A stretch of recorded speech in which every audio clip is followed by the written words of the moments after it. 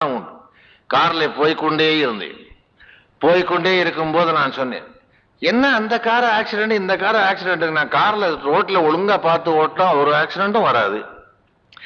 இதுவரையில என் கார்ல ஒரு குருவி கூட அடிபட்டதில்லைன்னு சொல்லி வாய மூடல ஒரு பையன் சைக்கிள்ல வந்து விழுந்தான். உள்ள பட்டார்னு அடிச்சு.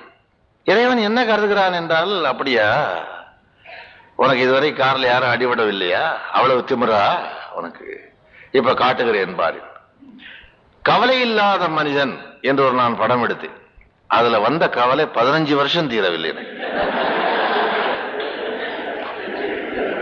அப்பொழுதுதான் எனக்கு கடவுளை பத்தி தோன்றிட்டு, இவங்கிட்ட சவால் விடக்கூடாது.